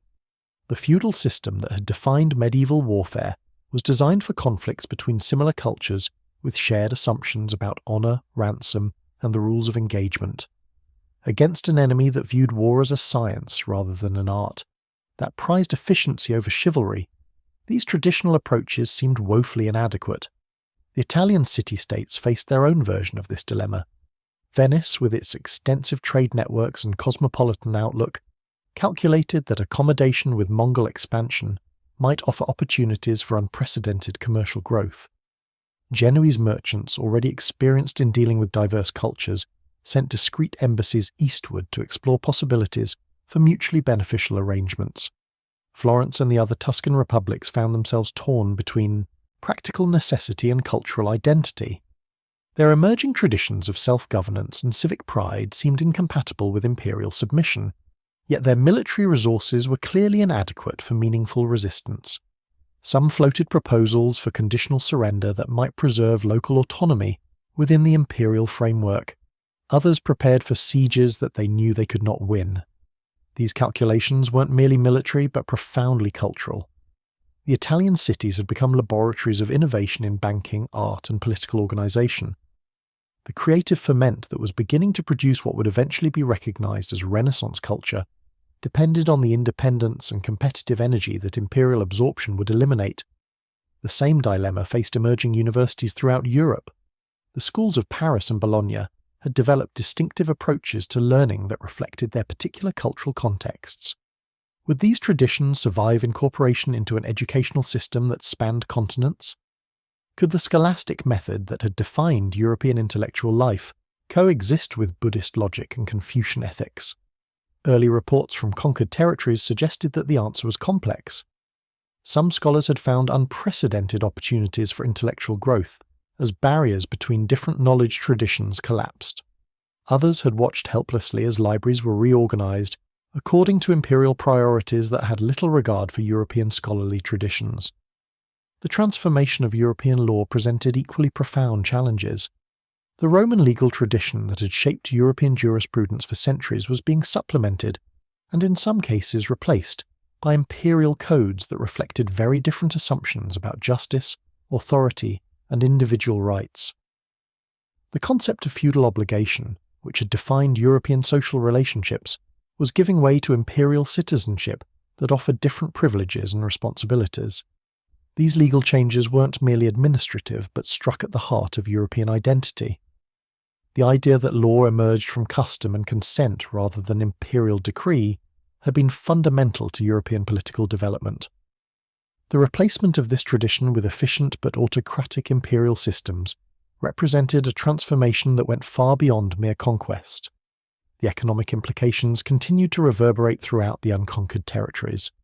Trade routes that had connected European markets for centuries were being redirected toward imperial centres. Goods that had once flowed between European cities now moved along paths that stretched to Asia. The commercial networks that had sustained European urban development were being absorbed into larger systems that offered greater efficiency but less local control. This economic reorientation was creating winners and losers in ways that traditional European conflicts never had. Merchants with the skills and connections to operate within imperial systems found unprecedented opportunities for wealth. Those whose success had depended on local monopolies or traditional trade relationships faced obsolescence. The cultural implications were equally profound. The emerging traditions of European art, literature, and music that had begun to define distinct national identities were being challenged by exposure to aesthetic traditions that had developed along entirely different lines. European artists studying reports from conquered territories described techniques and styles that seemed to operate according to different principles of beauty and meaning. Some embraced these influences as opportunities for creative growth. Others saw them as threats to essential cultural values. The debates that raged in artistic circles reflected broader questions about whether cultural purity was worth preserving at the cost of isolation from global developments. The speed of these transformations was perhaps their most disorienting aspect. Changes that might have taken centuries to develop through normal cultural contact were being compressed into years by the irresistible force of imperial expansion. European society was being asked to adapt to new realities faster than human institutions had ever adapted before. This acceleration created psychological stress that manifested in various forms of cultural reaction. Some Europeans retreated into nostalgic idealization of pre-conquest traditions, creating romanticized versions of feudal culture that bore little relationship to historical reality. Others embraced change so completely that they seemed to lose all connection to their cultural roots. The children growing up during this period of transformation faced particular challenges. They were inheriting a world that bore little resemblance to the one their parents had known, yet they were expected to carry forward cultural traditions that seemed increasingly irrelevant to their daily lives. Some found creative ways to blend old and new influences. Others rejected their heritage entirely in favor of imperial culture. These generational tensions were creating new forms of identity that had no precedent in European history. Young people in unconquered territories found themselves simultaneously attracted to and repelled by reports of life under imperial rule. The efficiency and opportunity described by some refugees competed with accounts of cultural loss and spiritual emptiness from others. The technological implications of European conquest were beginning to manifest in ways that would reshape human civilization. Innovations that had taken centuries to travel from Asia to Europe were now arriving within years. The printing press, when it was eventually developed, would immediately serve markets from Lisbon to Beijing. Mathematical concepts would spread with unprecedented speed across continents. This acceleration of technological transfer was creating possibilities that previous generations could never have imagined. Scientific problems that had required centuries of gradual development might be solved within decades through the combination of diverse intellectual traditions. Medical knowledge that had been confined to specific cultural contexts could be shared globally almost immediately. Yet this same acceleration was threatening to overwhelm human capacity for cultural adaptation. Societies that had developed over millennia were being asked to absorb changes that challenged their fundamental assumptions about reality. The psychological cost of this rapid transformation was only beginning to be understood. The religious implications continued to evolve in unexpected directions. In some conquered territories, exposure to Buddhist and Islamic thought had actually strengthened certain Christian traditions by forcing believers to articulate their convictions more precisely. In others, the encounter with alternative spiritual systems had led to syncretistic movements that blended elements from multiple traditions. These religious developments were creating new forms of spirituality that had no precedent in European history. Some Christians found that Buddhist meditation practices enhanced their prayer life. Others discovered that Islamic scholarship could illuminate biblical texts in unexpected ways. Still others concluded that all religious traditions were simply different paths to the same ultimate truth. The institutional implications of these spiritual changes were profound. The Catholic Church, which had defined European religious life for centuries, found its authority challenged not by heresy, but by alternative approaches to spiritual truth that seemed equally valid.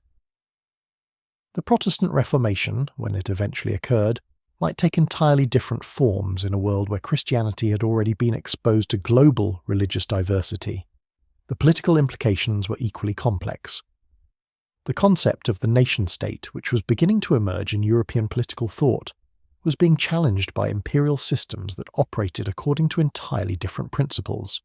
The idea that political authority derived from consent rather than conquest seemed increasingly quaint in a world dominated by imperial efficiency. These political changes weren't merely theoretical, but were reshaping the daily lives of millions of people. Europeans who had understood their identity in terms of local community and feudal obligation were learning to think of themselves as subjects of a global empire. The psychological adjustment required by this transformation was staggering in its scope and implications. As 1250 approached its end, the shape of this new world order was becoming increasingly clear. It would be a world of unprecedented unity and efficiency, where barriers that had divided humanity for millennia had been swept away by irresistible imperial force. It would be a world where knowledge flowed freely across continents, where technological innovation was accelerated by cultural synthesis, where human potential was unleashed by exposure to global diversity. But it would also be a world where something precious had been lost forever. The particular voices of European civilization, with all their distinctive contributions to human achievement, had been subsumed into a larger imperial chorus. The creative tension that came from cultural diversity had been replaced by imperial harmony that was undoubtedly more efficient but infinitely less varied. The children growing up in this transformed world would inherit possibilities that their grandparents could never have imagined. They would also inherit losses that could never be recovered.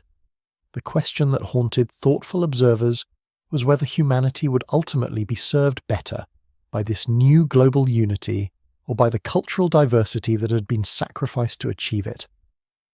The hoofbeats that had thundered across European plains were still echoing through every aspect of human civilization.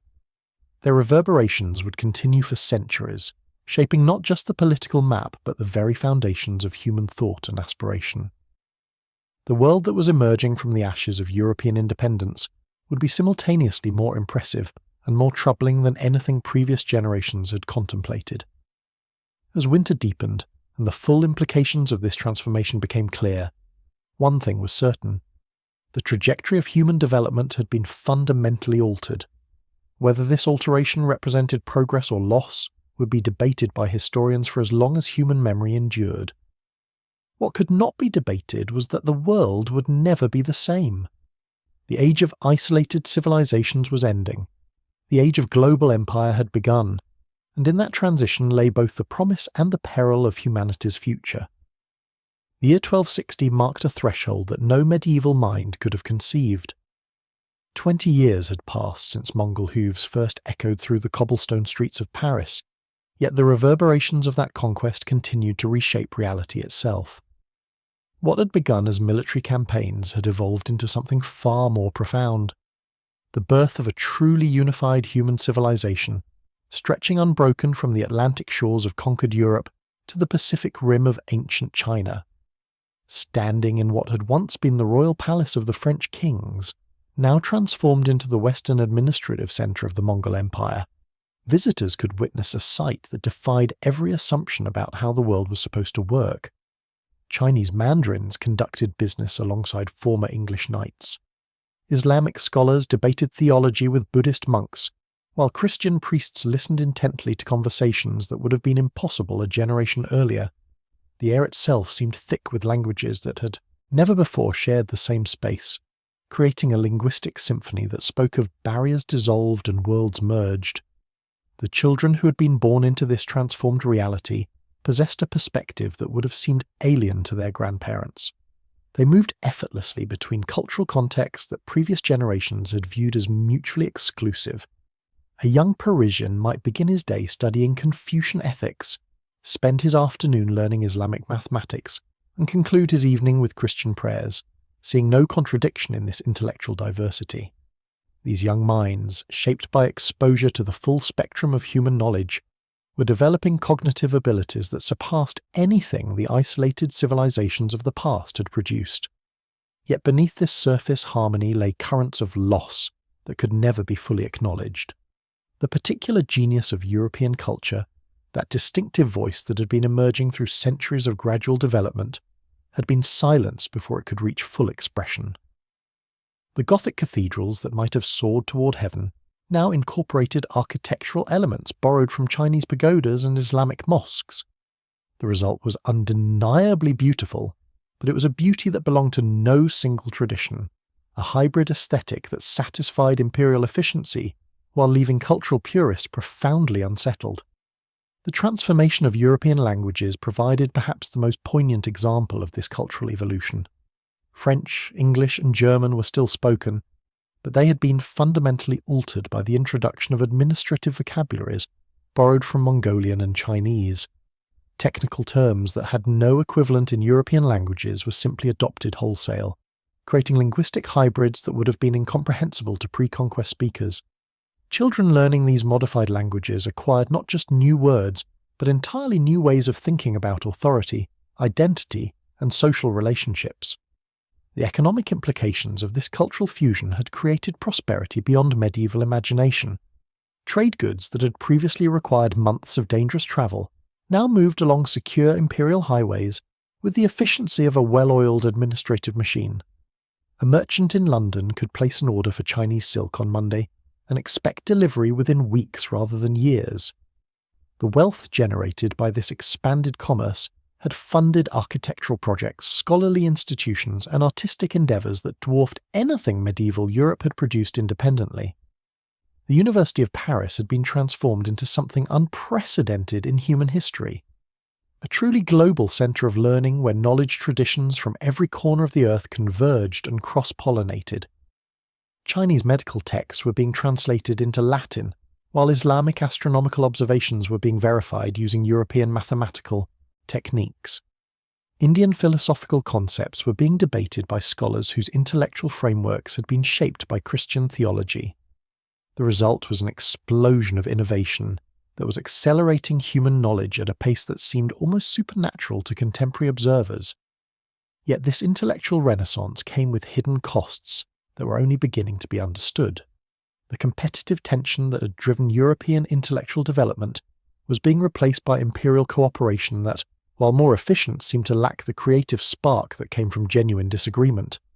Scholars working within the imperial system produced work that was technically superior to anything their predecessors had achieved, but it often lacked the passionate intensity that had characterized the best medieval scholarship. The religious landscape had undergone changes that challenged every assumption about divine providence and human spiritual development. Christianity had not been destroyed by exposure to Buddhist and Islamic thought, but it had been transformed in ways that would have been unrecognizable to earlier generations. Christian theologians found themselves grappling with concepts borrowed from other traditions, creating theological syntheses that were intellectually sophisticated but spiritually ambiguous. Some Christians embraced these developments as evidence of God's universal love, arguing that truth could be found in any sincere spiritual tradition. Others retreated into increasingly rigid orthodoxy, insisting that any accommodation with pagan philosophy represented a betrayal of essential Christian doctrine. These theological debates were creating schisms within Christianity, that would have lasting implications for the faith's development.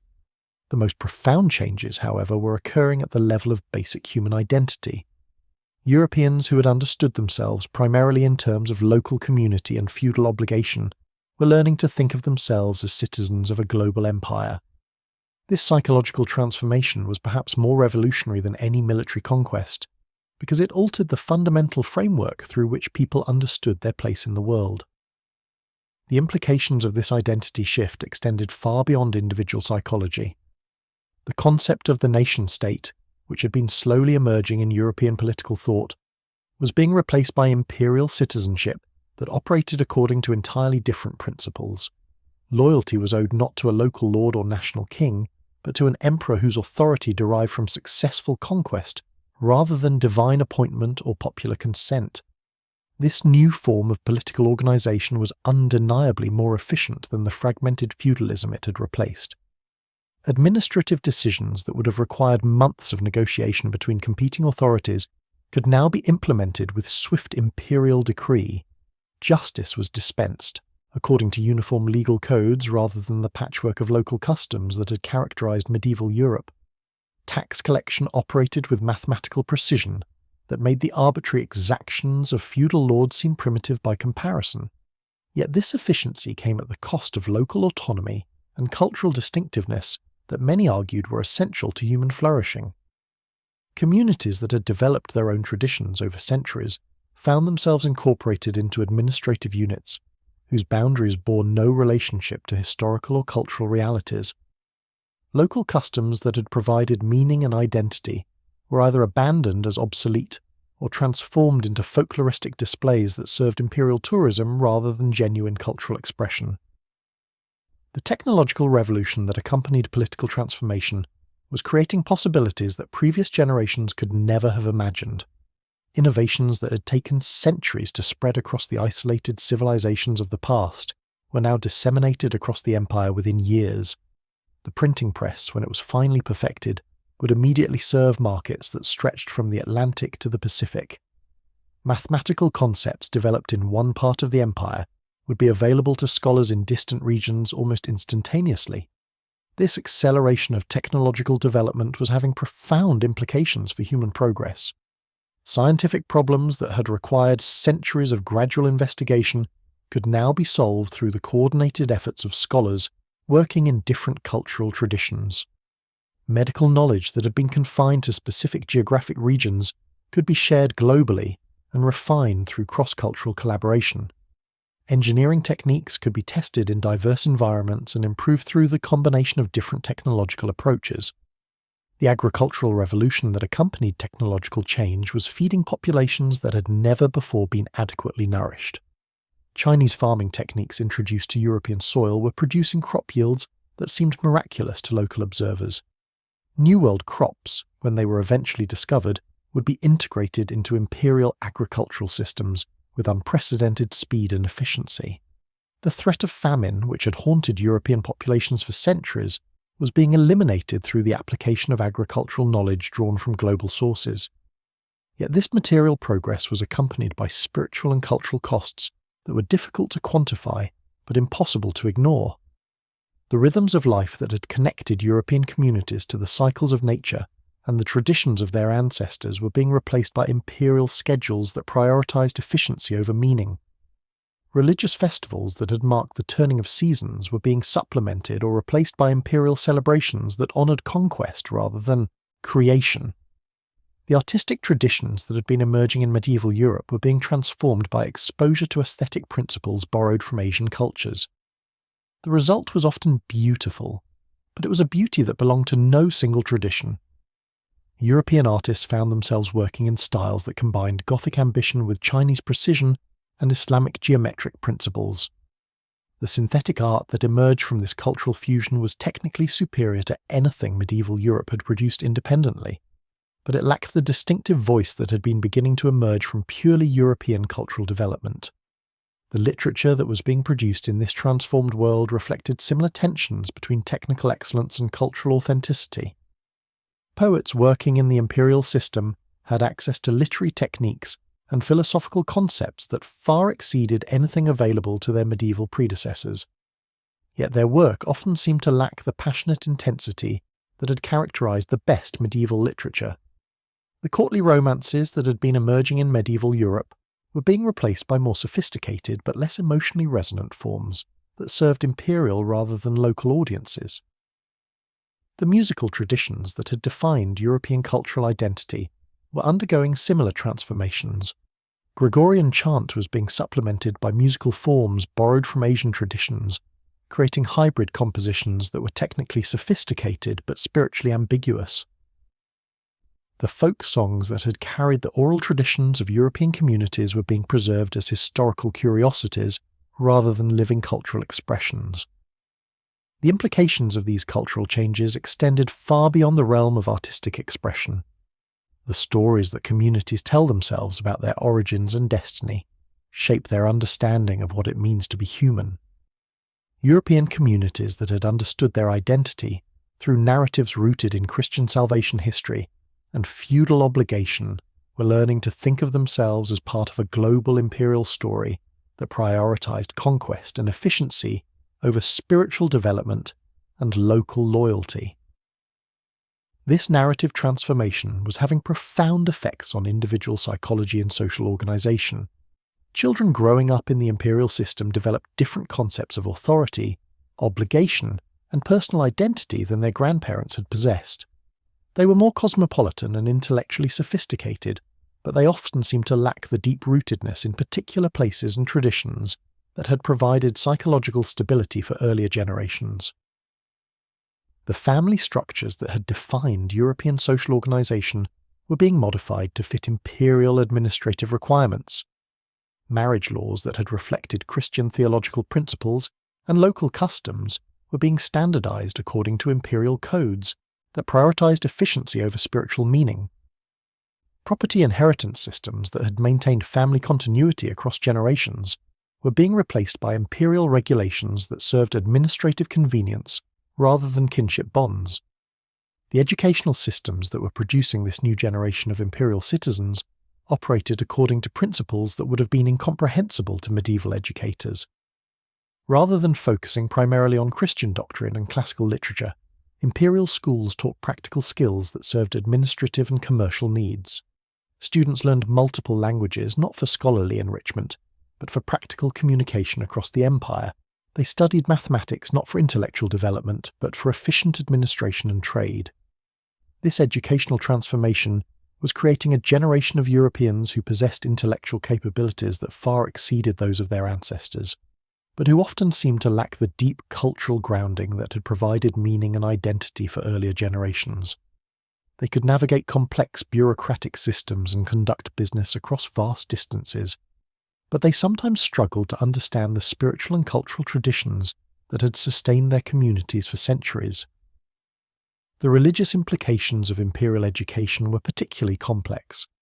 Christian doctrine was still taught in imperial schools, but it was presented as one among several equally valid spiritual traditions rather than as ultimate truth.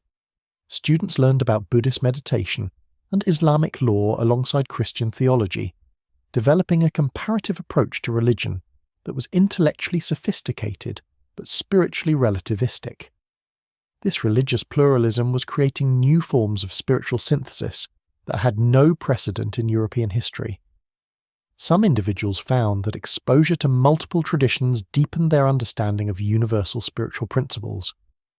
Others became confused by the apparent contradictions between different religious systems, leading to a kind of spiritual paralysis that previous generations had never experienced. The long-term implications of these developments were only beginning to be understood.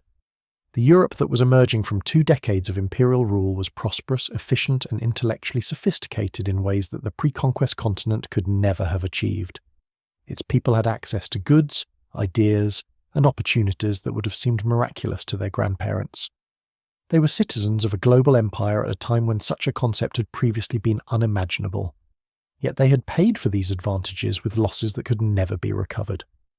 The particular genius of European civilization, its distinctive contributions to human knowledge and artistic achievement, had been subsumed into a larger imperial culture that was undoubtedly great but utterly different from what had been, developing independently. The Gothic cathedrals that might have soared toward heaven in their pure European form now incorporated architectural elements that served imperial rather than purely spiritual purposes. The universities that might have preserved and transmitted a distinctively European intellectual tradition had become centres of global learning that, while more comprehensive, lacked the focused intensity that had characterised medieval scholarship. The legal and political traditions that might have given birth to concepts of individual rights and democratic governance had been replaced by imperial systems that were efficient but autocratic. As 1260 drew to a close, the shape of this new world order was becoming increasingly clear. It was a world of unprecedented unity and efficiency, where barriers that had divided humanity for millennia had been swept away by irresistible imperial force. It was a world where knowledge flowed freely across continents, where technological innovation was accelerated by cultural synthesis, where human potential was unleashed by exposure to global diversity. But it was also a world where something precious and irreplaceable had been lost forever. The particular voices of European civilization, with all their flaws and limitations, had been silenced in favour of an imperial chorus that was undoubtedly more harmonious but infinitely less diverse. The creative tension that came from cultural competition had been replaced by imperial cooperation that was more efficient but less innovative. The children growing up in this transformed world would inherit possibilities that their ancestors could never have imagined. They would also inherit losses that could never be fully comprehended until they were irreversible. The question that haunted thoughtful observers was whether humanity would ultimately be served better by this new global unity or by the cultural diversity that had been sacrificed to achieve it. The hoofbeats that had thundered across European plains 2 decades earlier were still echoing through every aspect of human civilization. Their reverberations had created a world that was simultaneously more impressive and more troubling than anything previous generations had contemplated. Whether this represented progress or decline would be debated for as long as human memory endured. What could not be debated was that the trajectory of human civilization had been fundamentally and irreversibly altered. The age of isolated cultures developing their distinctive voices through centuries of gradual evolution had ended. The age of global empire, with all its benefits and costs, had begun. And in that transition lay both the promise and the peril of humanity's future, written in languages that no single culture could claim as its own. The thundering hoofbeats had grown silent, but their echoes would reverberate through the corridors of time for centuries to come. As we reach the end of our journey through this alternate timeline, we must confront the ultimate question that haunts every great historical what-if. Would the world have been better or worse if Genghis Khan's armies had indeed reached the gates of Paris? The answer, like the shadows cast by flickering torchlight on medieval walls, shifts depending on where you stand to observe it. From one perspective, we see a world transformed by efficiency and unity beyond anything medieval Europe could have achieved independently. The Mongol Empire's conquest of Europe would have created the first truly global civilization, connecting East and West in ways that wouldn't occur in our timeline for centuries. Imagine the acceleration of human progress that might have resulted. The printing press, instead of spreading slowly across Europe over decades, would have immediately served markets from Lisbon to Beijing. Medical knowledge from Islamic hospitals would have reached European physicians at the same time it arrived in Chinese academies. Mathematical innovations from India would have been available to scholars, whether they worked in Paris or Karakoram. The scientific revolution that eventually transformed human understanding might have begun 3 centuries early, powered by the fusion of intellectual traditions that had developed independently across continents. The religious wars that would later tear Europe apart might have been avoided entirely, replaced by the Mongol tradition of tolerance that allowed different faiths to coexist under imperial protection. Yet from another angle, the shadows reveal profound losses that can never be quantified or recovered. The particular genius of European civilization, those distinctive voices that were just beginning to find their expression in Gothic architecture, scholastic philosophy, and emerging literature, would have been silenced before they could fully develop. The cathedrals that define our image of medieval Europe might never have been completed in their familiar forms. The universities that preserved classical knowledge might have developed along entirely different lines. The legal and political traditions that would eventually give birth to concepts of individual rights and democratic governance might have been replaced by imperial systems that, while efficient, operated according to fundamentally different principles about human dignity and political authority. Perhaps most poignantly, we must consider what would have been lost in terms of cultural diversity itself. The competitive tension between different European kingdoms and cultures had driven innovation and creativity in ways that imperial cooperation, however well-intentioned, might never have matched. The particular struggles and triumphs that shaped French, English, German and Italian identities would have been subsumed into a larger imperial narrative that was undoubtedly grander but infinitely less personal. The children growing up in this alternate world would have possessed intellectual capabilities and global perspectives that their actual historical counterparts could never have imagined. They would have been citizens of a unified world at a time when such unity seemed impossible. Yet they would also have inherited a world where the slow, organic development of cultural traditions had been replaced by imperial efficiency that prioritized practical results over spiritual meaning. The music that might have emerged from purely European cultural development would have been replaced by sophisticated hybrid forms that drew from global traditions but belonged fully to none. The stories that communities tell themselves about their origins and destiny would have served imperial rather than local needs. The very concept of what it meant to be human would have been shaped by imperial rather than tribal or national narratives. As we step back from this imagined timeline and return to our own reality, we're left with questions that extend far beyond medieval history. What is the proper balance between unity and diversity in human civilization? Is efficiency worth the cost of cultural distinctiveness? Are the benefits of global cooperation sufficient compensation for the loss of local traditions that provide meaning and identity to individual communities? These questions remain relevant today as we grapple with our own processes of globalization and cultural integration. The forces that drive human societies toward unity and efficiency continue to operate in our world, creating benefits and costs that echo those we've imagined in our alternate timeline. The Mongol Empire that we've explored represents one possible path toward global unity, achieved through conquest and imperial administration. Our modern world is experiencing different processes that might ultimately produce similar results through economic integration and technological connection rather than military force. Whether these contemporary developments will prove more beneficial than the cultural diversity they sometimes threaten remains an open question. The alternate timeline we've explored suggests that there are no simple answers to the dilemmas posed by human progress, only different sets of trade-offs that each generation must evaluate according to its own values and priorities. What we can say with certainty is that the medieval world stood at a crucial crossroads in 1241, when Genghis Khan's death halted the Mongol advance into Western Europe. The decision to withdraw rather than continue westward preserved a pattern of cultural development that would shape the modern world in ways we can barely imagine. The Europe that survived Mongol conquest went on to produce the Renaissance, the Reformation, the Enlightenment, and eventually the democratic revolutions that defined the modern political landscape. The scientific revolution that began in European universities spread outward to transform global understanding. The age of exploration that originated in European maritime innovations connected the world through trade and cultural exchange rather than imperial conquest.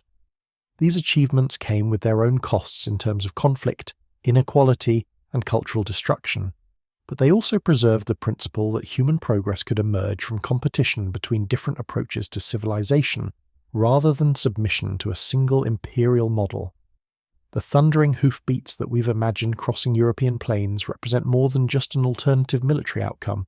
They symbolize one of the great turning points in human history, a moment when the trajectory of civilization hung in the balance between unity and diversity, between imperial efficiency and cultural independence. That the hoofbeats ultimately turned back rather than continuing westward preserved possibilities that we're still exploring today. The Europe that survived to develop its own distinctive voice went on to influence the world in ways both beneficial and harmful, but always recognizably human in their mixture of achievement and failure, wisdom and folly. As we conclude this journey through the shadows of what might have been, we're reminded that history is not inevitable but contingent, shaped by countless individual decisions and chance events that could easily have unfolded differently. The world we inhabit is just one of many possible worlds, no more or less valid than the alternatives we can imagine. The value of exploring these alternatives lies not in determining which world would have been better, but in understanding more clearly the forces that shape human civilization and the choices that remain available to us. The questions raised by our imagined Mongol conquest of Europe continue to challenge us today as we navigate our own crossroads between unity and diversity, efficiency and meaning, global integration and local identity. The hoofbeats have faded into silence, but their echoes remind us that the future remains unwritten, shaped by decisions we have yet to make and possibilities we have yet to explore. In that uncertainty lies both the terror and the promise of human existence, the knowledge that we are always just one decision away from transforming everything we think we know about what it means to be human. The medieval world that survived the Mongol threat went on to create wonders and horrors in equal measure, achievements and failures that continue to shape our modern reality. Whether that world was better or worse than the one we've imagined remains a question that each observer must answer according to their own understanding of what makes life meaningful and civilization worthwhile. What cannot be disputed is that the story we've told tonight offers a window into the infinite complexity of human development and the profound responsibility that comes with shaping the future. As we return to our own timeline, we carry with us the knowledge that history could always have been different, and therefore might yet become something other than what we expect. The gates of Paris remained closed to Mongol conquest, but they remain open to the endless possibilities that define the human experience. In exploring what might have been, we've perhaps gained a clearer understanding of what we are and what we might yet become.